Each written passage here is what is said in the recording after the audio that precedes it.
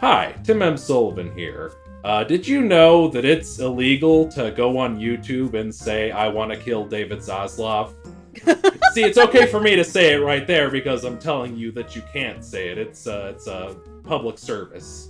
But you should also know that it's very illegal to go on YouTube and say, I really, really hope someone kills David Zaslav. In Minecraft. Do it. In Minecraft. You can't say that. But what interestingly enough, you can say with a box cutter, because that's an incomplete sentence. That could mean anything. That could be referring to anything at all. For legal reasons, that's a joke. For legal reasons, that's a joke. I hope no one hurts him in Minecraft. Truly. And with that public service announcement out of the way, welcome to Bomb Squad Matinee. I am your host for this evening, Tim M. Sullivan, and with me I have... Hi, I'm Austin Sweebelman. I didn't know snails were hermaphrodites before now. The more you know. And we have a special guest returning from her episodes of the Movie Night show. She was on the Adolescence of Utena episode, the Animal World episode, and the Rock and Roll episode, which has been blowing up a lot recently, that one. Oh, hell yeah.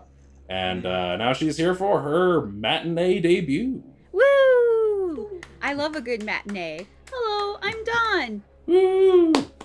There we go. Happy to have you back on the show, and I'm so sorry this is the episode you're coming back for. Back again. And if you couldn't tell by my little Trevor Moore routine that I did at the beginning there, this episode of our movie review podcast is going to be about a TV show? That's right.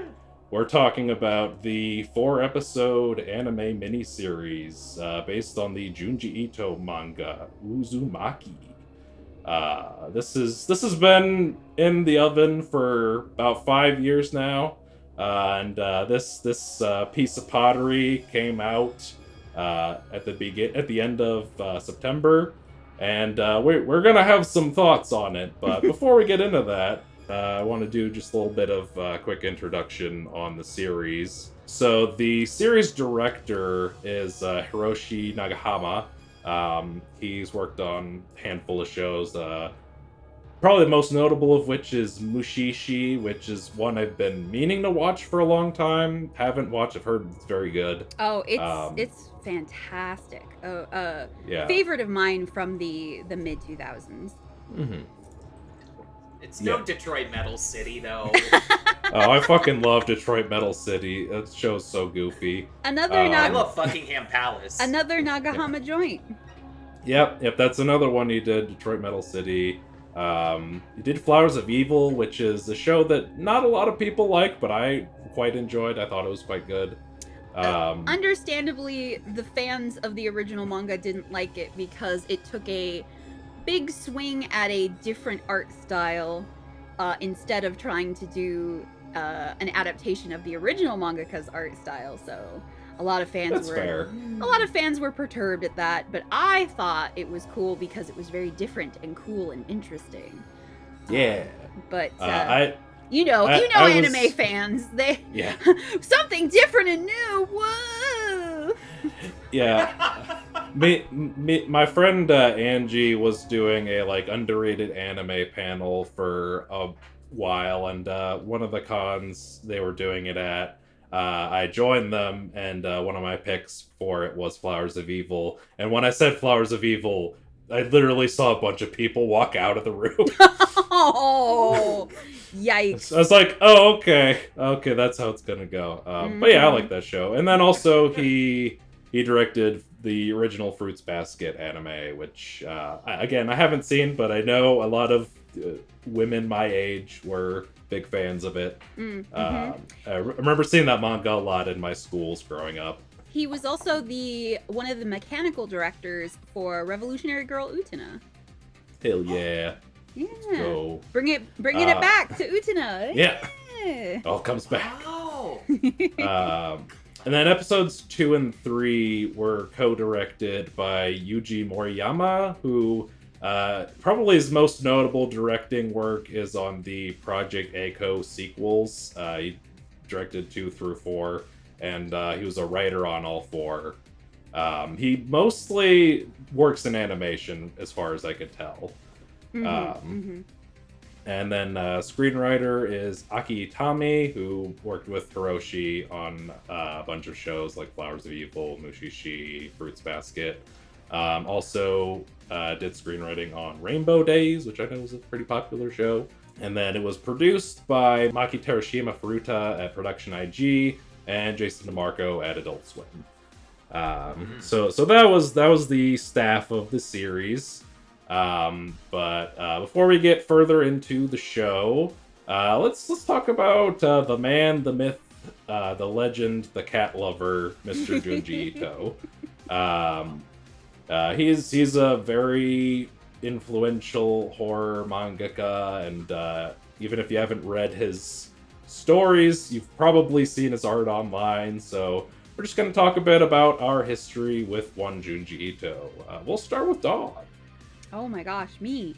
Well, I've always been a fan of horror. I love all sorts of horror media, be it comics or TV shows or movies, like anything I can get my hands on and it's good horror, I'm into it. I dig it. And I stumbled upon his manga in I think it was the late 90s when Viz first released Uzumaki in the single issue graphic novels. I was very intrigued. I was like, I'd never really seen art like that before. And so, you know, I ended up buying the whole series. I gobbled it up. I was just like, wow, this is so different than any horror comic I'd ever read before. It was like just beautifully drawn, like super lovingly detailed in its weirdness and creepiness. And like the premise was something that I had never ever heard of before. Like I've heard of like, you know, cursed towns or haunted towns or whatever, but like haunted by spirals, like that was like a completely different thing. And so it was just really unique and it stood out to me. And this was way back before Junji Ito was really like, I feel like now he's kind of like a household name. Like Viz has really gotten to the point where they have pushed him completely into the mainstream now. I feel like there's a lot of people who, they might not necessarily read manga, but they know who Junji Ito is because they like horror, or they just like weird comics. Because he basically does that. He does like weird stuff. He does horror comics. He does weird comedy comics? ? Yeah. And I both love that and kind of resent it, because now when you want to get into horror manga, it's basically all there is Junji Ito right now in the English speaking world. Viz is trying their best to push Kazuo Ume's works, which I think is good, because Kazuo Ume is basically like who Junji Ito was mostly inspired by. Right. He's basically like the horror manga guy in Japan right now. He's been doing it since like the 60s, so he's been around a long time. And yeah. And he's really good too. So if you side note, if you like Junji Ito, you should probably check out Kazuo Ume's. Like, read The Drifting Classroom. It's fucking weird.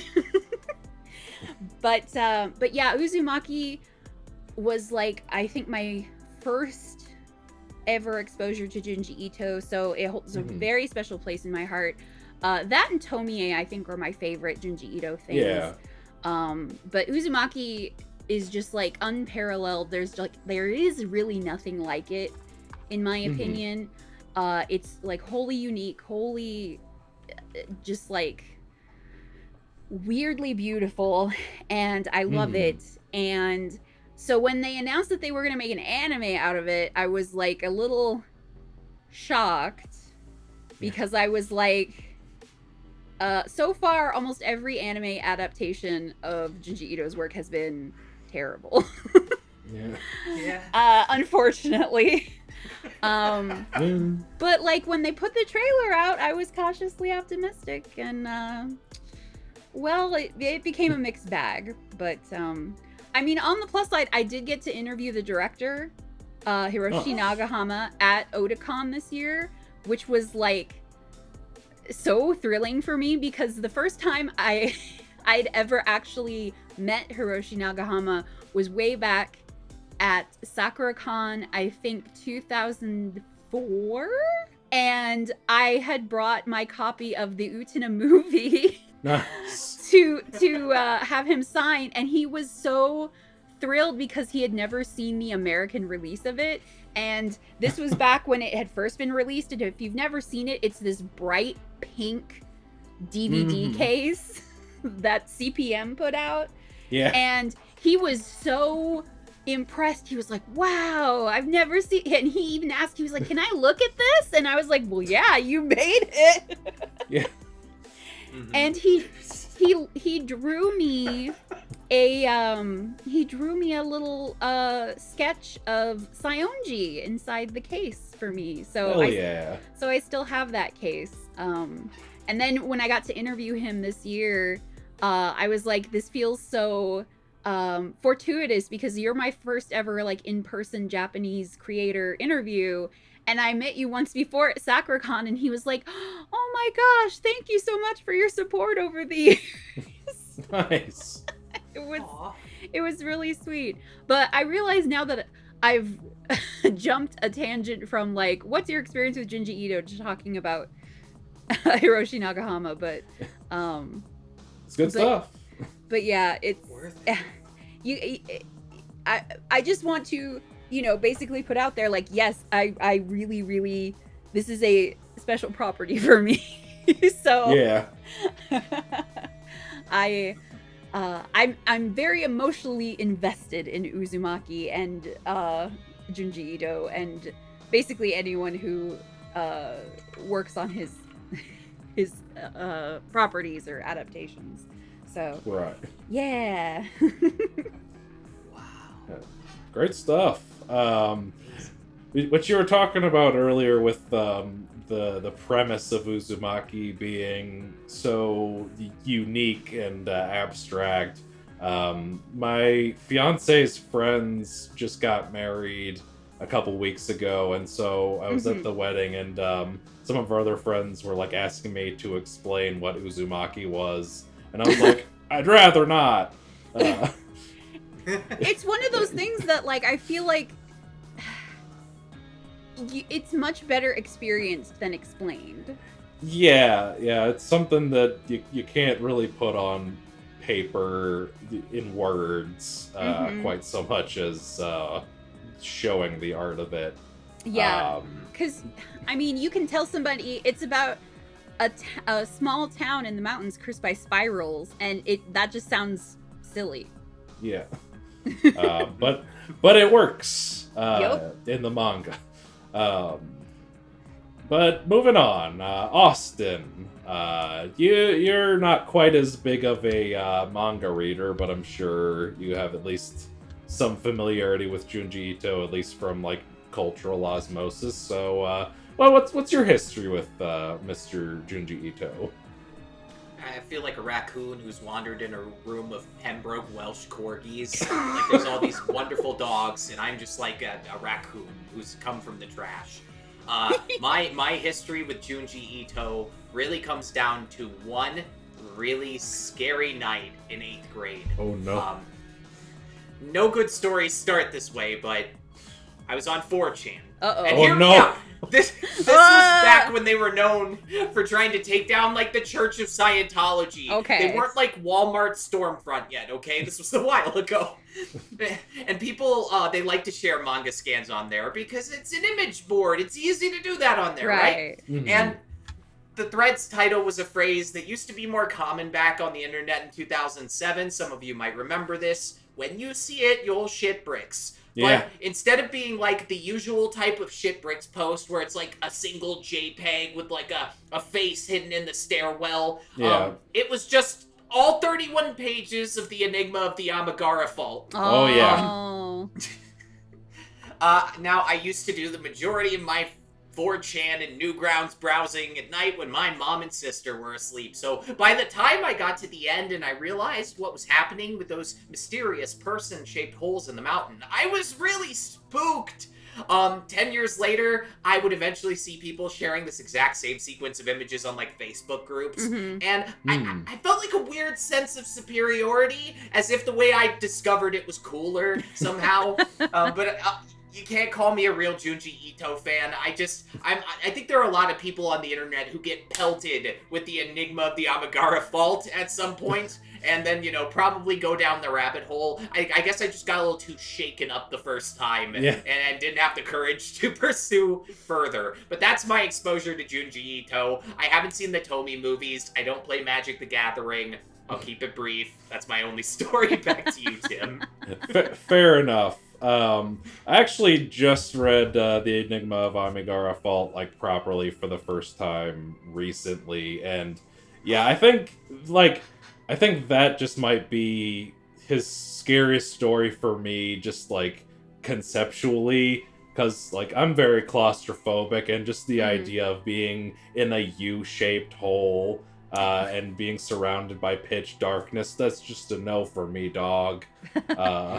I think a lot of Junji Ito's short horror works, like short stories, are actually really great because I feel like shorts work for horror extremely well because they can just be like, here's a premise, here's something really fucking scary, and then that's it. Amigara Fault is really good. I personally, some of his shorts that I really like would be, number one, I think, would be The Long Dream. If you ever get to read that one is fucking wild. It's kind of like psychological cosmic horror stuff, like, really, really good. And so, the art in that is so creepy. Like, extremely creepy. Like some real body horror shit going on. Hell yeah. Which one's the one with zits? Oh! Which one's the one where the guy pimple pops one. all the zits? Oh, I think that one's just called Grease. Because it's all about, like, that kid who works at a restaurant and the grease gets all... Ugh. Yeah, that one... I know that one specific page that we're all probably thinking of gets shared online a lot because it's really fucking gross. Yeah. Yeah. One day your kids are gonna want, like, Olivia Newton-John and John Travolta, and you're gonna just hand them this book. Grease is the word, kid. Well, it's a short, so I think it's in one of the collected books. I think it might be in Shiver. Okay. That one's Yeah. The first time I read that, like, I'm usually not one to get queasy over horror because I know it's not real, but manga I feel like is different because it's just staring you at the face and you have to sit with that until you close the book or turn the page. And so, like, the first time I saw that page, I was just like, yeah. Yeah. I almost couldn't look at it. I was just like, oh God, oh no. It's very unpleasant. It extremely so. Yeah, great stuff all around. My history with Junji Ito, I think I first heard about him in, like, some compilation video on YouTube that included the anime movie of Gyo. So I just, like, saw a clip of the fucking shark with the robot legs busting in the door. I didn't watch that movie until a few years later. But I think my first time, like, actually, like, watching an adaptation of his works was probably the Junji Ito collection anime from 2018, which I remember enjoying at the time, but it's obviously not the best portrayal of his work. That is how I first experienced that Zit story. And in 2019, I was in my last semester of college, and I was in a class with a couple friends called Grave Tales, which was a film studies class where we were studying like the history of horror films and just the history of like horror fiction and stuff of that nature. And one of the ways we could get points in the class was to read like horror books or horror comics. And so I think I bought Tomie to read for points in that class because like I've been interested in like properly experiencing that series for a long time. So I think that was the first Ito that I actually read, and I really liked Tomie a lot. I have another, like I'm wearing Uzumaki right now because that's what we're talking about, but I do have a Tomie shirt, and nice. You were talking, Dawn, about how like it's the sort of thing that like even if you're not anime or manga fan, if you're a horror fan, you probably have at least some awareness of Junji Ito.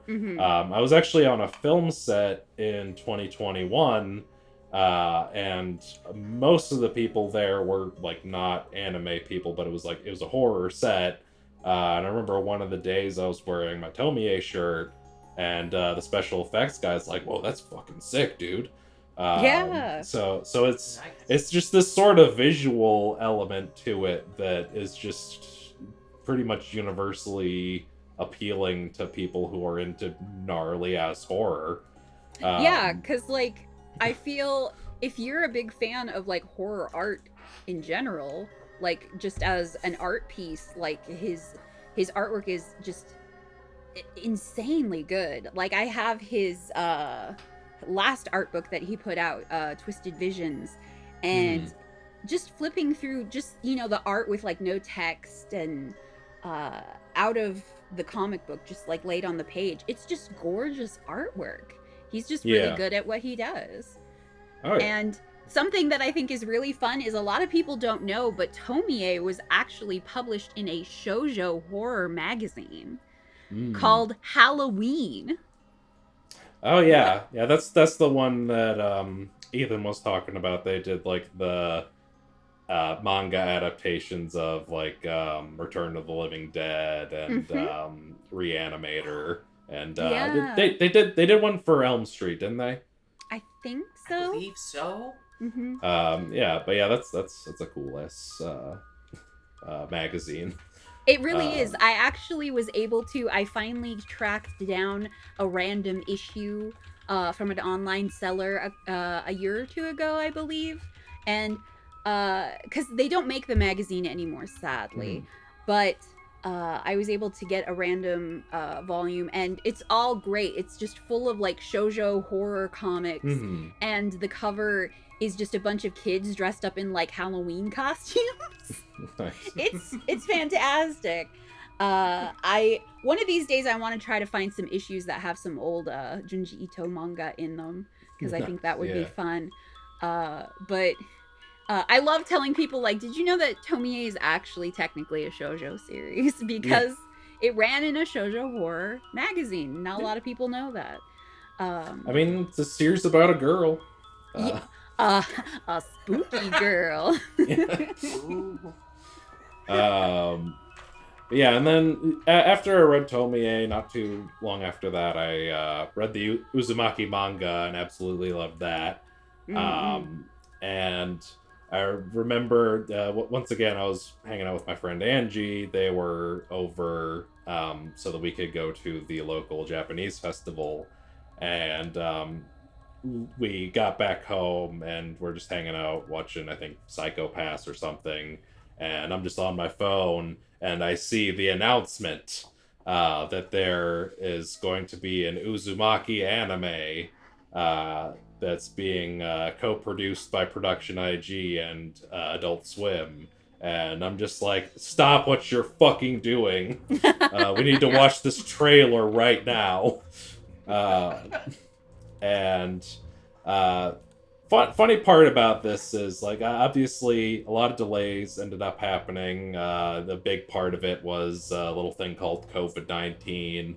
Unfortunately. Just an unavoidable tragedy that really got in the way of production early on.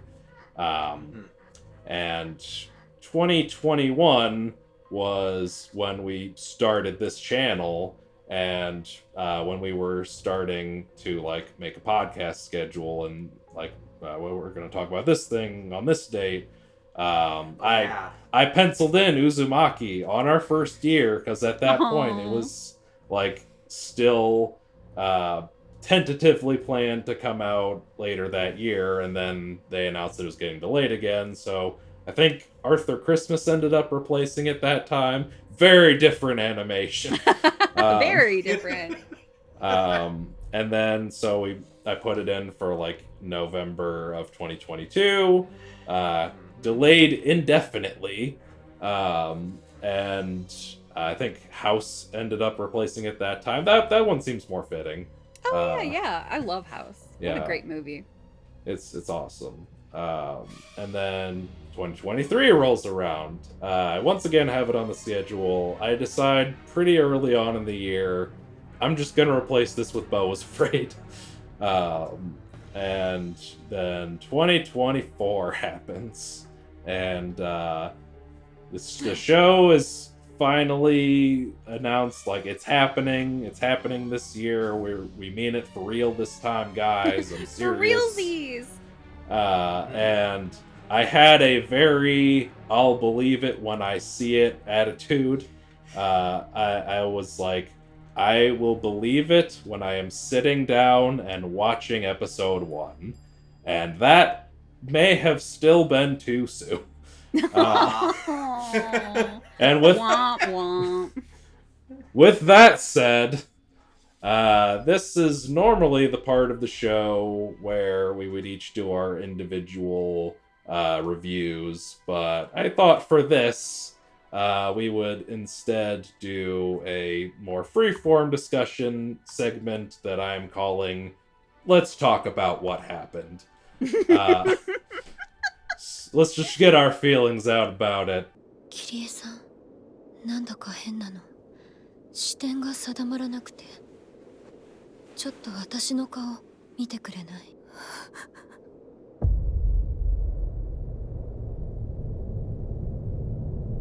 I'll start by going over my experience watching the first 2 episodes. So, first episode comes out. I was planning to watch it like live as it aired, but sadly I am in my 30s and I get sleepy. 11:30 p.m. is past my bedtime.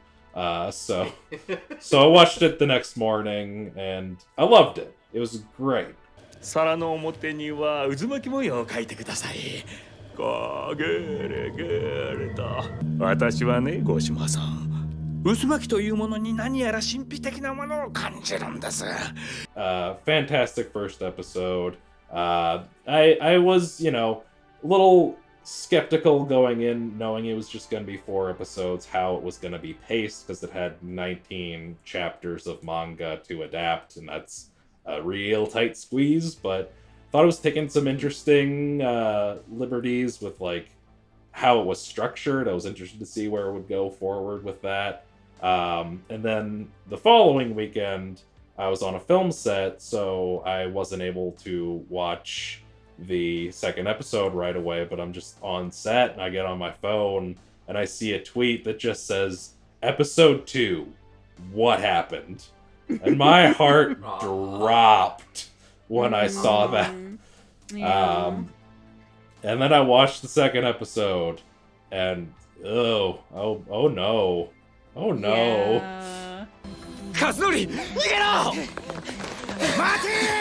カズノリ！ Oh boy, that was probably the letdown of a lifetime, right? Because Yeah. that first episode blew me away.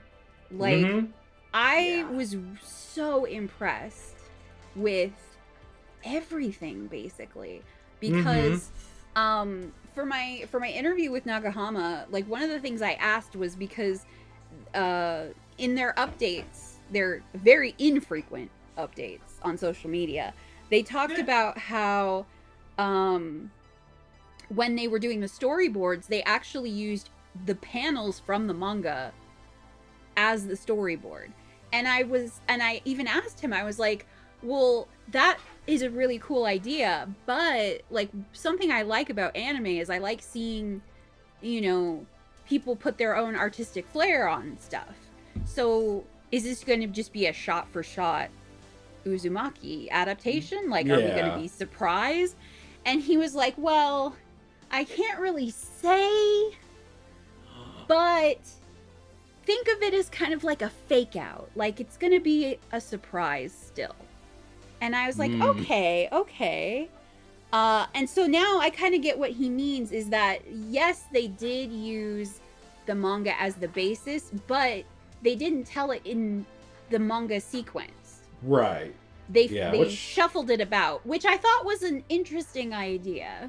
Yeah, I thought that was a neat idea because, like, it's a very episodic manga, so I wasn't sure if they were gonna, like, kind of have it be a bunch of individual stories just kind of compiled together, like watching a bunch of episodes of Yamishibai in order.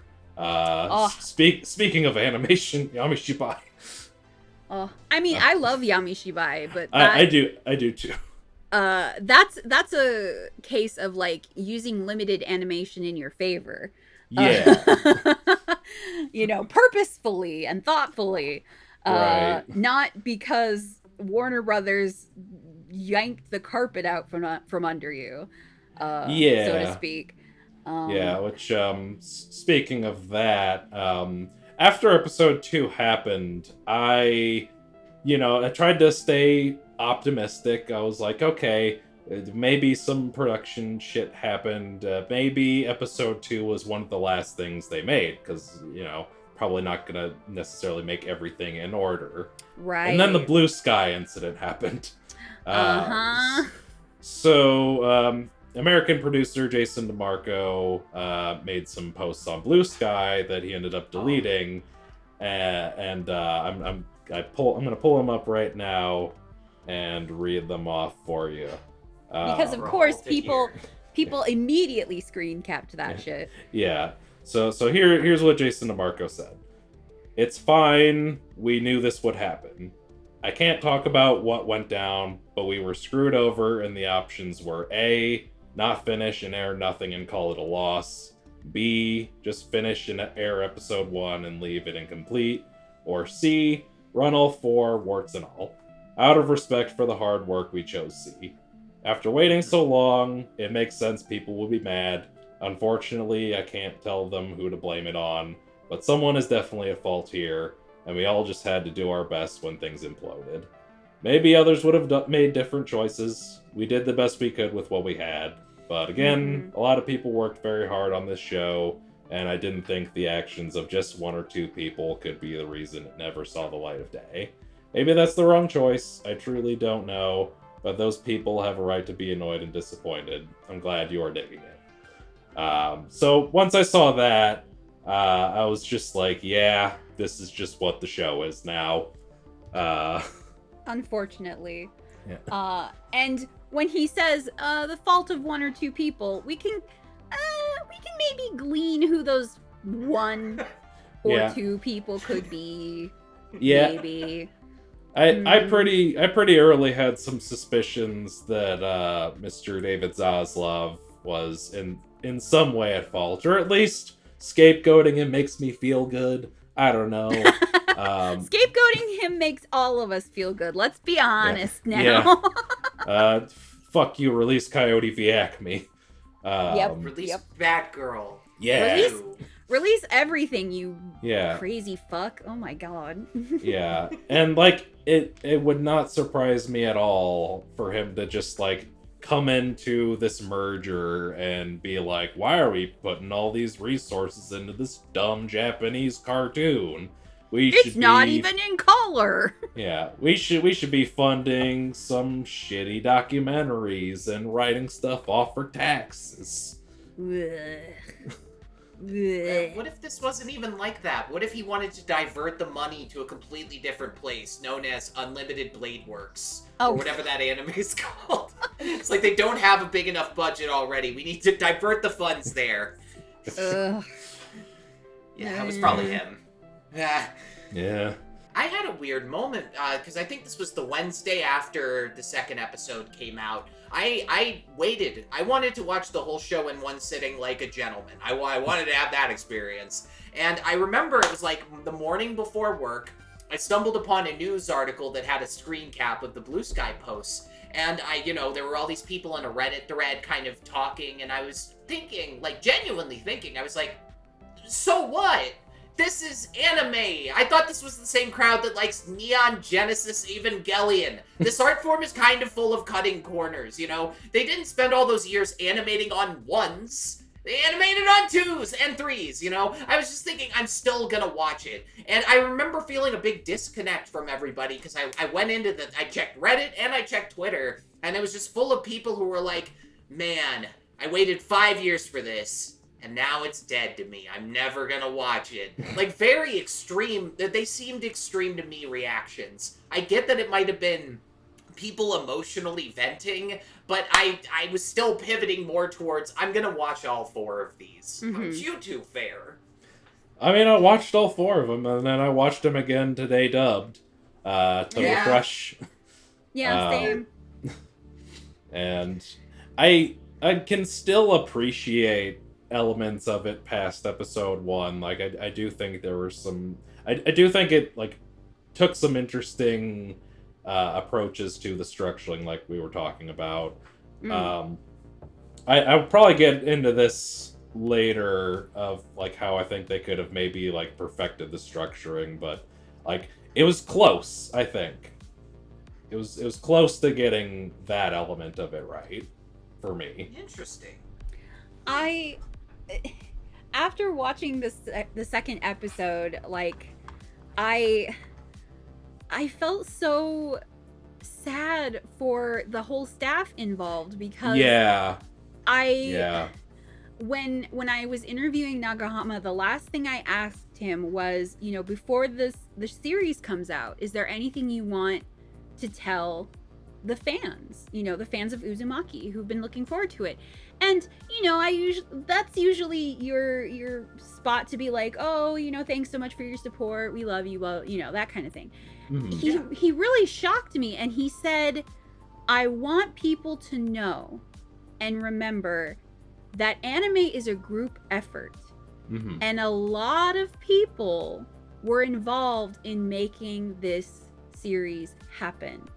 Yeah. So please keep that in mind when you're watching the show. And I was like, that's not what I was expecting.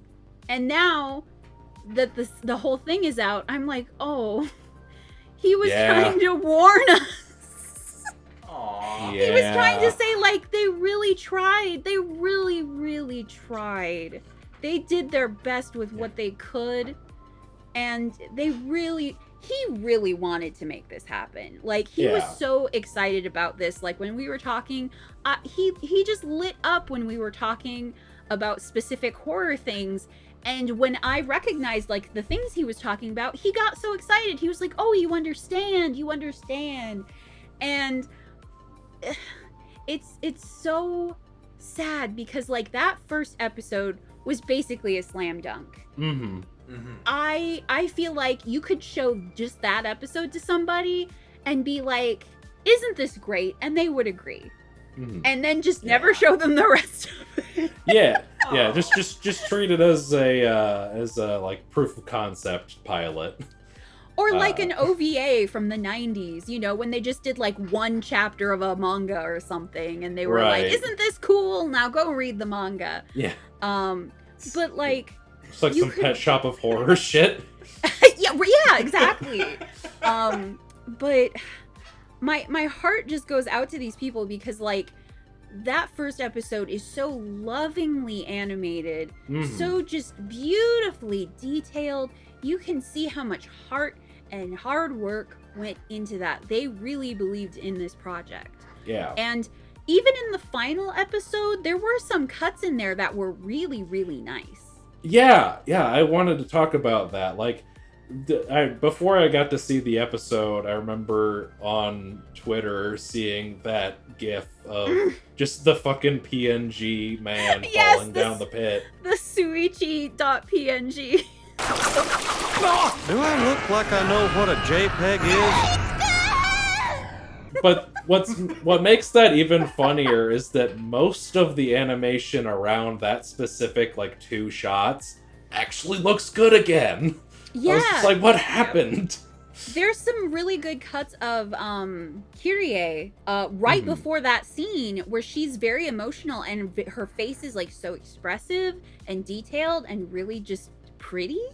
And I was like, oh, someone must have like actually worked extra on like this specific cut before things started to go down the wayside, which I heard that Nagahama himself actually did a ton of extra work on episode 1 because he really, really believed in this project, and and you know, he didn't want everyone else to suffer. He was like, well, you know, I'm in charge, so like let me, you know, do, which I fully believe that, because when I went to Otakon this year and he only had I think 2 autograph sessions.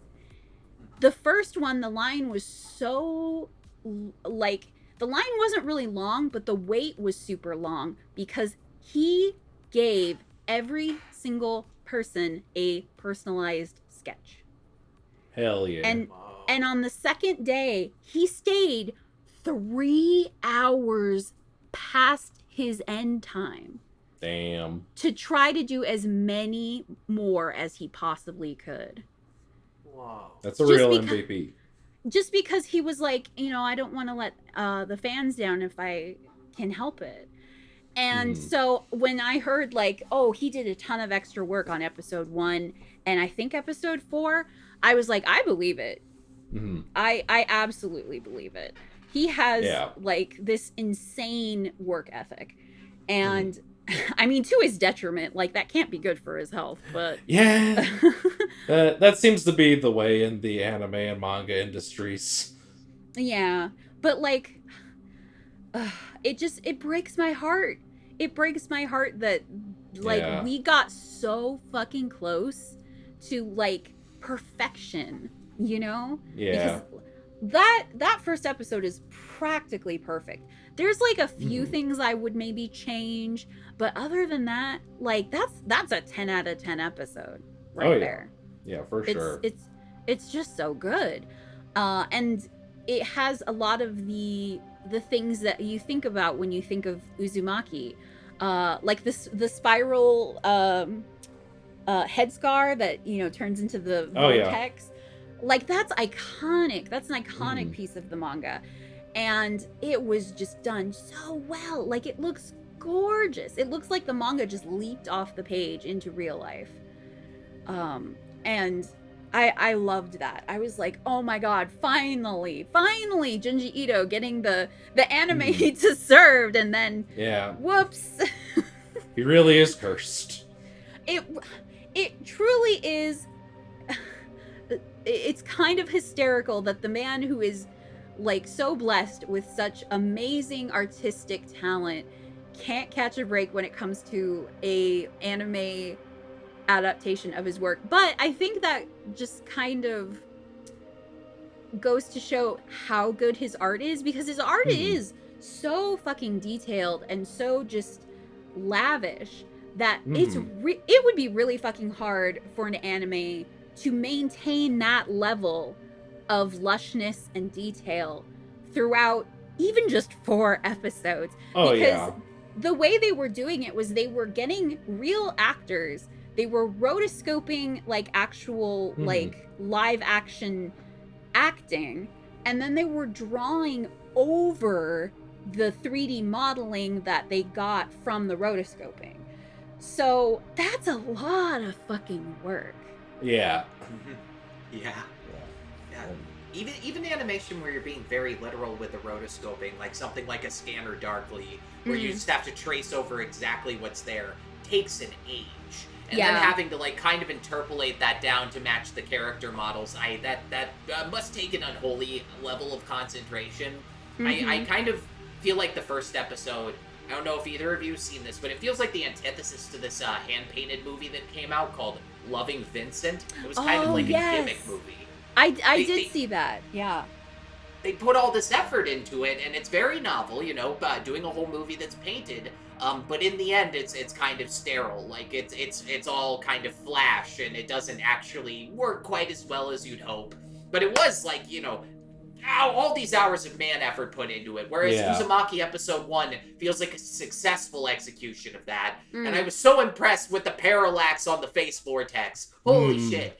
I think they did really good with integrating the digital effects into this when they were present. I didn't even mind the dad's head face in the clouds. I was like, I know that Photoshop tool. You're using it right. Good work. Yeah. Oh my god. What an episode.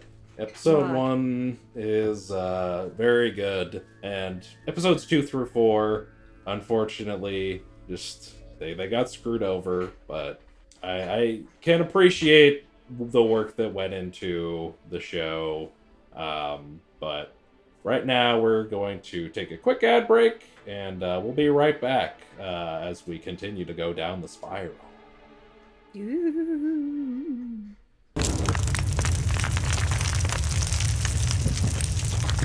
Oh no, I'm being space jammed.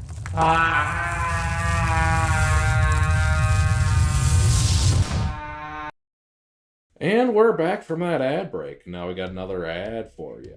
MoviePalette.com. It's this website that has these little art pieces printed on canvas with thin lines that represent the dominant color of each frame of a movie. Got one right up there for the film Mandy. Tanner has one for Punch Drunk Love. You could probably get one for the live-action Uzumaki movie, or maybe any of the Tomie movies. You can probably get one for Spiral from the Book of Saw. If they don't have any of those movies or whatever movie you want, you can pay a little extra and get one custom made. You just got to go to moviepalette.com and use the promo code SQUAD15 to get 15% off your order. Now we're going to go back to the show, and we're just going to get into our general discussion. Real quick, I want to talk about what I think might be the strongest element of the show throughout, which is the score. The score of the show was composed by one Colin Stetson, who is a prolific composer. He did the scores for Hereditary and Color Out of Space, and I absolutely love the score. I ordered it on vinyl, and I can't wait to hear it on vinyl. I am also probably going to get it on vinyl because it not only does the vinyl just look really cool. Yeah, it has awesome. It has brand new art by Junji Ito, which I think is very very cool. But just like the score is exactly what I was hoping for from Colin and from like a Junji Ito thing. I want it to be unsettling and creepy and cool. Yeah. And I feel like this would be a great companion to read the Uzumaki manga with. Yeah, I actually did read some of it to the score while I was doing my reread recently. It's fantastic. Plus, when that was something I asked Nagahama about when I interviewed him. I was like, you know, I was a huge fan of Stetson's work. I was like, how did he get involved in this project? And he was like, oh, well, he's apparently friends with Jason DeMarco. And Jason DeMarco asked him, like, hey, would you be interested in doing this project we're working on?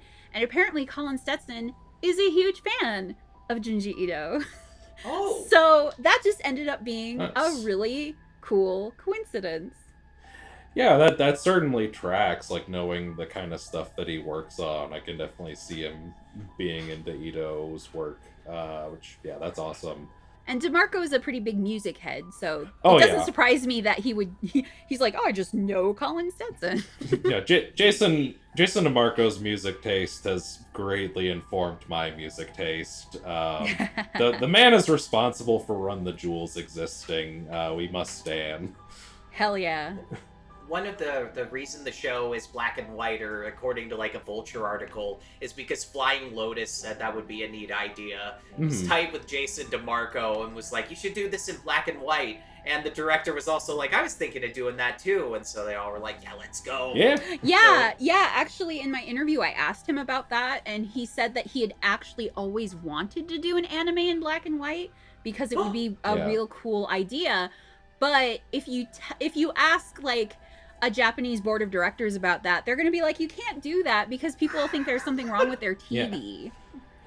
Yeah, I was reading earlier that I guess like making it in black and white added like a whole new layer of production difficulties. I bet. But it looks the color of it looks great. I did notice on like the rewatch of the dub, there are some like very subtle little instances of color, like when they're in the lighthouse, the corpses are like a very like faint kind of purpley color. Oh, interesting. Yeah. I think I noticed a couple other ones, but that was the one that stood out to me the most. One music fun fact I wanted to get out before we shifted away from Colin was the end credits theme, which I have not ever listened to with headphones on before tonight, because I was watching this on the Maxwell speaker setup where you're in a chair and it kind of blows a drink into your hand. Yeah. But somebody told me listen to it with headphones on, and the panning actually in the end credits song is set up to make it seem like there's a spiral going around you. And I thought that was a quirky detail. Yes, that's so cool. Yeah, I think they have the soundtrack up on Spotify, I think. Yeah. And, I've listened a couple times on there. Yeah, definitely listen to it with headphones. It's a whole different experience when you do that. That kind of blew me away the first time I listened to it that way too. I was like, whoa. Nice. I was like, that's really freaky and cool. I love it. Again, another reason I want to get the vinyl. Yeah. Little fun fact. I don't know if you guys saw this in the credits of episode 3, but the voice of the tornadoes calling the Kyrie, that was Junji Ito. Yes. What? I was very every time the credits would come up, I was very like meticulously looking, because in one of the behind the scenes things that they post on social media, like I think 2 or 3 years ago, there was a little clip of they brought Junji Ito into the studio and they said that they had him do a little voiceover thing, but they weren't gonna say what yet. It was a surprise. Yeah. So I was like, ooh, I can't wait to figure it out. And that makes perfect sense. That's such a fun little thing for him to get to do. And you know, he wouldn't have to know how to act or anything. Yeah. So just whisper real menacingly. yeah. So that must have been really exciting for him, you know, for Junji Ito, like, because I don't think he's ever been in his own anime before. Yeah, I was looking at his IMDb, and he was an uncredited photographer in the live-action Tomie movie, apparently. But that's like his one. Part. That's his one acting credit before that.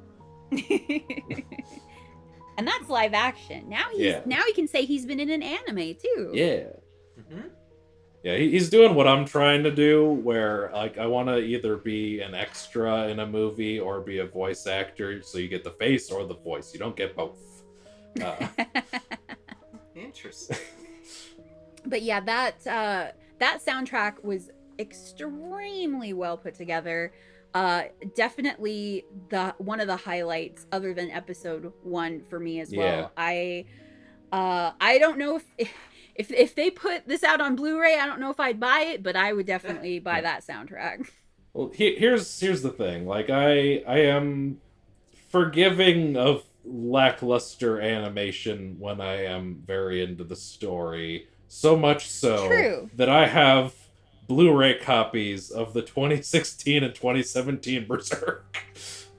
Oh, well, I mean, at least when they put it out on Blu-ray, they did do some animation cleanup on that. Yeah, the Blu-ray looks much better than the broadcast version. Still not great, but yeah, it's definitely a step up though, because Yeah. like that that walking still frame of guts. Oh god.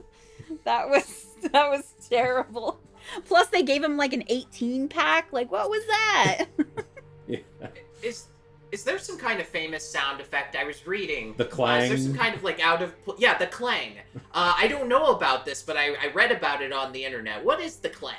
When Guts would swing his sword at like somebody's armor or another sword, it would make this loud fucking clang. Like think Grant God of Hammers. So this show sort of has its own clang, which is Spring Boy. Yeah. They have a sound yeah. effect when Spring Boy pops up in what I think is a nicely animated sequence, the whole, kind of storm. And then that spring sound is like it's from a completely different piece of media. Yeah. I adored that.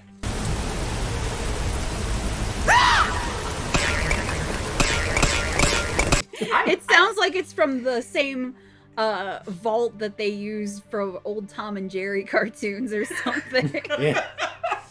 They found a PS1 disc of Bubsy 3D, and they're like, I've got an idea. Yeah. I'm of the mind that episode 2, like, it's structured in a way that's kind of not good for them. Episode 2 is the biggest drop off. I think that, like, the zoom in on those two poor kids who are dating is, like, probably the worst bit of animation in the whole Yeah. I think they picked you- it up in episode 2, 3, and 4. You mean when you punch someone, you don't, like, just barely miss their face? Yeah. Like, I'll give them this on episode 2. I think the like hair battle thing is passable. Yeah, that's I probably was the like- best looking animation in the episode.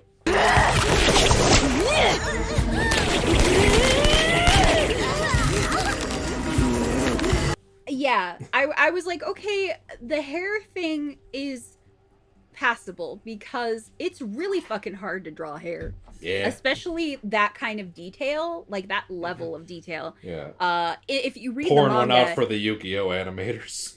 oh god. But if you read the original manga, like he draws hair so meticulously, and especially when it came to that specific chapter, it was just honestly they set themselves up for failure, just like trying to animate something that has that much hair, because like that, Yeah. ooh, that was really tough. But they actually did pretty decently. Yeah. I would agree that that's probably the best part of that whole episode. It's passable. Is it as beautiful as episode 1? No. But it's not the worst. Like, it doesn't look like, Shuichi PNG falling through a hole. It's passable. It's fine. But the whole beach sequence was just like, oh no. I think where the animation, besides that like punch in at the beginning of the episode, the part that is the worst for me is the running out of the lighthouse, because like the running throughout the episode was just the worst looking stuff, and like the lighthouse bit, I'm just like, oh god. Yeah. Also, the protagonist is off model the whole episode. That was another big drop between the two. She looked wonderful in the first episode, and in the second one I couldn't read her expressions. It was like she was on Quaaludes. Yeah. Yeah, it's a big contrast, because like in the first episode, like her face is very lively, very detailed, very well animated. Like you even got these great little things that weren't in the manga, like when Shuichi was talking about like eyes, like she's like, oh, eyes, and you see her like kind of behind him, like blinking her eyes, and I love that. It's a really cute touch. And to go from like that to like her just looking like a PS3 model, a CG model, was kind of jarring. Yeah. And it's a shame. But I am glad that, like we said, the whole hair part, because that's a very iconic part of Uzumaki. That's another one that Yeah. I think a lot of people would have been looking forward to. Yeah, I think And- that's like the flagship moment of like the live action version, if I remember correctly. Right, because when the live action version came out, Uzumaki hadn't been finished yet. Mm-hmm. So they only had like a couple of chapters to work on. I think they were only about halfway done with the manga at that point. So they definitely wanted to focus on something that would be like something that would really stand out. Right. And I think at that point that was definitely a standout chapter. But I do agree that overall as a whole it's a highlight of the manga period. Yeah. Because if you look at a lot of like the Uzumaki merchandise, which still feels weird for me to say that there's merchandise of Uzumaki, Yeah. but now like you go into any Hot Topic and like half of it's Junji Ito merchandise now, which is wild to me. But you see a lot of like clothing, and even like I've seen figures of Kyrie with her hair like all curled up. Because that's a very like fan favorite scene, and it's just visually very iconic. Like it's very eye-catching. Yeah, I think the big ones are that and the spiral face. Right. Azumi's forehead vortex. Yeah. Speaking of that was like there was a like little subtle detail in that scene that I thought was really neat and was hoping would come up again, which was like before the guy gets sucked up into the head, we see like him and Shuichi talking, and it's a night scene, so everything's black, but they have these white outlines around them. I thought that was really cool. Yeah. It's very reminiscent of how Junji Ito inks his comics in the night scenes. You'll see like white outlines around like the focus of a scene, so like around people and whatnot. It was very well utilized in the animation too. They did a really great job with it. I think that had to have been one of the harder scenes to animate. Yeah, because for sure. You have to make sure the spiral looks real, and you have to make like that whole like the sucking in thing look like pretty realistic, which couldn't have been easy. Yeah. And I remember Nagahama said that something he consulted Junji Ito on when they were making the series was how fast or slow the spirals should move. So that was a big thing that they consulted him on frequently. They were like, so for this scene, should the spiral be moving this way? Should it be fast? Should it be slow? And he would give his opinion on how fast or slow, or like how it should move in his mind, which I thought was very smart, honestly. But I will say something that did kind of bug me as the series progressed was that I feel like they really tried to put every single thing from the manga in this series, and I think that was kind of a mistake. That's fair. Because like you said, 4 episodes, that's an awful short amount of time to shove 19 chapters of a thing into. And I feel like that was also probably something that hurt them when they weren't able to do all the work they wanted to, because then you're stuck with all these half-finished scenes, and you're rushing to get it all done. I was like, I would have just rather them like focus on maybe a handful of the most iconic scenes from the manga. Cause like the stuff with like the Jack in the Box boy, we didn't really need that. It felt tacked on to me. Yeah. Cause it was like in the original manga, it was like a whole chapter, and in this, it's like kind of like, oh, blink and you miss it. And after the poor kid dies, they just go to school and act like nothing happened. Yeah. Yeah, there's a lot of that in this show. It's like get sucked up in a tornado, we're in a house now.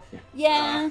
In my mind, I would have loved it if they had kept with the obviously, like we said before, like the hair battle, the forehead vortex, like those are two of the most iconic things. And obviously like the first 2 chapters. Yes. The mosquito baby hospital, like, cause that actually, I think they did a really good job kind of putting Shuichi's mom, who was already like seeing the doctor, in with that. I think that worked really well. It was legitimately very creepy. It wasn't like super poorly animated. I think they did a pretty good job with what they had. I was honestly shocked that they were allowed to show some of the stuff they showed. Yeah. Yeah. I was like, oh, okay, wow. Yeah. Cause that is legitimately a very upsetting chapter. Yeah. Or that's about 2 chapters actually, I think. Yeah, I think there's like the one with the cousin's pregnancy and the eating, and then the mushrooms. Blood. And then there's the mushroom babies. Yeah. Mushroom babies.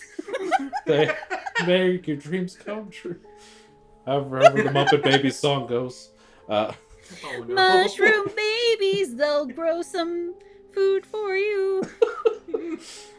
I don't know. I think that's that's fair. And then obviously like the stuff at the end with the lighthouse and and I think the stuff with like them in the mountain with the snails. Yeah. That was done really well. I think it was good that they focused a lot on that. I think they could have cut out all the really small stuff in between. Like we didn't really need the 2 lovers that twisted together. We didn't need the Jack in the Box boy. Like some of the stuff that just flew on by and immediately flew out of your head because nobody really acknowledged it after that. Like we could probably have just taken that out. And I think it might have flowed a bit better. And we'd have maybe more time to sit with the dread, because that's the whole point of the manga, is like all these really incredibly creepy and dreadful things keep happening, and you're just like, I don't really know what to do, and you just have to kind of sit with that for a while, and you're just like, that was really fucking creepy. Yeah, for sure. I think that would have probably been a good, definitely like realistic way to make it better. I think if like they were able to get all the funding they wanted and make this just as perfect as they wanted, and they wanted to include everything, maybe make it like 6 episodes, that could have maybe worked. Like, I think like episode 1, perfect, keep it as is. The 2nd, 3rd, and 4th episodes are all longer, so if they wanted to like make them into 24-minute episodes, they could like maybe add a little bit more stuff to what happened in 2 and 3 and just kind of stretch that out into 3 episodes, and then give 2 episodes for Row House.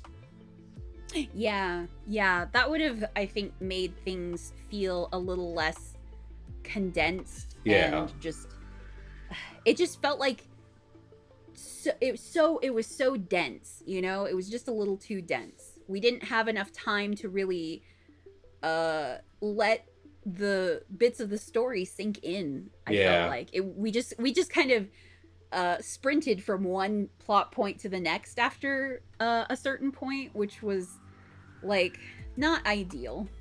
But it also made me wonder if originally this was supposed to be more episodes, and they were just told like, well, how about instead of 6 you do 5? How about instead of 5 you do 4? And they were just like, oh god, we have to condense everything now, because maybe they had already done all this mocap, and they were like, well, we don't want to waste it, so let's just, you know, crunch it in as much as we can. It's hard to say because we'll probably never know unfortunately. Yeah. Um, I mean, I think I remember them saying it was going to be 4 episodes when it was announced, but I mean, I don't know how much production had already been done by that point, so it's yeah, hard to that's say. true. Because I think usually before an anime is announced, they usually do like a year of planning. Yeah. And that's just like sort of like fleshing out like how many episodes it will be, maybe thumbnailing some very loose storyboards, something to do a proof of concept to show the board of creators. Yeah. But yeah, who knows? It's like you said, it's kind of a mess. A little bit. Well, just a bit. I will say I really did like the after credit sequence on the last episode. Yeah. Yeah, that was neat. That was completely new. That was not something that was in the manga at all. And, the whole idea that like this is just like an endless curse of a spiral that will just keep going and going forever and ever, I think was, a really good ending for that kind of story. And the fact that you don't know what time frame that the whole story takes place in, because this was, I think it said supposedly this was like years and years later, but it looks very similar to what we already saw. Right. So you're like, is this in the past? Is this in the future? Like, because we never see like anything like a cell phone or a computer or anything like that. So it has this really timeless quality to it. Yeah, and for sure. I think that really lends itself to that sort of ending. It was really good. And also I thought that that new girl that you see at the end kind of looked like Tomie, so I was like, oh. Yeah. Well, I remember when I was watching that for the first time, I was like, is this some kind of like spin-off manga thing that I don't know about? But no, it's just an original thing. Yeah, it's just something they came up with, which I think was pretty cool. Yeah. I like I said, I feel from the vibes I get, like they really, really, really were putting so much heart into this, and the fact that like it just did not come out the way they wanted is just really heartbreaking to me. Like I can see the vision is there. Like it has so much potential. I feel like we basically saw like the rough draft of the whole last half of the show. Yeah. And it's really a bummer because like it had the makings of something great, but like its own story, it was cursed from the very beginning. Yeah, like I specifically remember like a few weeks before the show finally came out and like it was like announced is coming out this month. There was like a bunch of articles where Jason DeMarco's just like, I hope you guys liked the show. It was cursed. And he's just like talking about all the struggles that went into making it. And we would, find out later a little more about. Yeah, he ain't lying. Yeah, unfortunately. And like, I know he is a huge Ito fan, so it must have been hard for him that things went down the way they did. Oh yeah, I can only imagine how hard it must be to know why all of this was a struggle and you can't say anything about it. You can't tell people. It's gotta delete those posts. Yeah, he was probably like, oh shit, I probably said too much, and but like I know people who work in the animation industry, and I know it's hard right now. Like people are losing jobs left and right because certain people are cutting animation corners to the point where like it's just not sustainable anymore. Yeah. And it's now we're seeing it happen even with these huge names in Japan. Like it's honestly insulting to the whole industry around the world. It's just it's awful.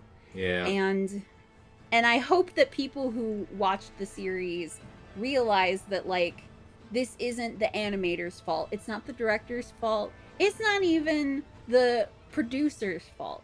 It's the people who hold the money. Yeah. Yeah. We're getting pretty close to that time. Do we have anything more we want to get into before we get into final thoughts? Honestly, I think I think we've probably done a pretty good post-mortem here. Yeah. Yeah, I would say so. All right. On that note, we're going to get into our final thoughts. We'll start with Austin. While the myriad delays in the shoddy animation really pissed off a lot of longtime Junji Ito fans, I think the bite-sized horror miniseries has a really fun tone, and it's still worth checking out. Just like the spirals in the show, for some reason I couldn't take my eyes off of it. Even though most people are gonna just show up for the out-of-this-world experience that is episode 1, I think the Fibonacci sequence of events that follows afterwards is kind of a spooky good time for more casual fans of this creepy anime. I really like the tone that it established, and for some reason I liked it plenty, but yeah, I understand the pain that this object represents in the end. Consider checking it out. I liked it. Back to you, Tim. Hell yeah. Glad you had a good time. Dawn, final thoughts. I do have so much love for that first episode, enough to where I would still say, like, if you like horror anything, it's definitely worth checking out. Yeah. The people who made this, like, you can see the vision. Like I said, you can get what they were trying to do, and your brain can kind of fill in the holes, like when it comes to like some of the shoddier cuts in the animation. You can be like, oh well, you know, they wanted to do this and this, and it is what it is. But like as a whole, it's a pretty solid piece of horror animation. So it's worth watching at least once, even if it's not your cup of tea. I feel like it has a lot to offer because it definitely doesn't look like anything that's out there right now. Mm-hmm. The story is very unique, even though they kind of switched it up and tried to cram as much in there as humanly possible. But if you think that, if you're like me and you think that first episode is just like the most beautiful thing you've ever seen, you should definitely check out the manga, because that's basically what the entire manga looks like. It looks exactly like that. And it's stunning work from one of the most prolific horror manga artists out there. And even if the animation isn't perfect, we do have a practically perfect piece of soundtrack to go with it, which is very, very nice. And you know, I'm grateful for the people who put it all together, because, you know, without Nagahama and Production IG and Jason DeMarco and all the other people at Cartoon Network, like we wouldn't have all that cool stuff. So, you know, it's is it perfect? No. But it's still pretty fun. Yeah. Hell yeah. Good stuff. Final thoughts, basically echoing both of you. I adored episode 1, was hurt Johnny Cash.mp3 by the following 3 episodes, but I can still appreciate all the work that went into it, and I think there's some interesting ideas in there. Soundtrack is absolutely impeccable. Like Dawn was saying, if you loved episode 1 and loved that art, definitely check out the manga. Got it right here. You can pick it up at Barnes & Noble or wherever you find books. Or if you're a cheapskate, you can subscribe to a month of the Viz app, and they have his entire manga collection on there, and you can read all the Junji Ito you want for, I think 1 month is like $3. Hell yeah. Great deal. Yeah, definitely check out Ito's work. He's a fantastic horror artist. Also Junji Ito is also a really sweet person. Yeah. Which I think is so funny, because people always expect horror fanatics or horror artists to be like oh, these really creepy weirdos, but Yeah. like Junji Ito is like actually quite soft-spoken and shy and just loves drawing, and he loves his cats. Yeah. So, He's so like if you he's like David Lynch, where you expect him to be like kind of a fucked up weirdo, but he's just like, I don't know, my parents were really supportive of me. yeah, before he was a manga artist, he was a dental assistant. Yeah. I mean, I can see the dental assistant to horror artist pipeline, honestly. So if you're into horror stuff, you probably know, because most of the people I know that are into horror are some of the sweetest, nicest, most chill people I know, and they like some of the most fucked up shit ever imaginable. Yeah. And that's Junji Ito. Yeah, like everybody loves to make the memes about how like Junji Ito was the inverse Hayao Miyazaki, where Miyazaki makes like the really nice like Totoro and Ponyo kind of The stuff. sweet, and, whole stuff, and then he's like the he's just grouchiest old man. Yeah, he's just this is an insult to life itself person. And then Ito makes some of the most fucked up horror shit you'll ever see, and he's just like, yeah. Worth noting, though, Hayao Miyazaki also makes some very serious material. He gets kind of shoehorned into the Uwu Totoro camp, but like, watch Princess Mononoke again. Also read the actual Nausicaa manga. Like, that's good shit. Mm-hmm. But yeah, this was certainly a mixed experience, but I'm still glad that I was able to watch it and talk to you guys about it. Me too. I'm glad that it was finally released after being in production hell for so long. Yeah. But you know who's Good. not in production hell? You, the person watching / listening to this episode of Bomb Squad Matinee. Thank you for tuning in. Dawn, thank you for coming on to the show once again. I hope to have you on again on happier terms. Well, thank you so much for having me. I appreciate it. Yeah, why don't you go ahead and plug your stuff?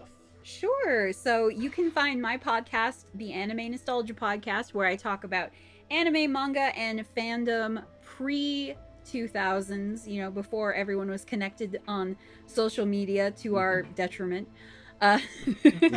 You can find it pretty much anywhere you listen to podcasts. You can also find the homepage at animenostalgia.blogspot.com.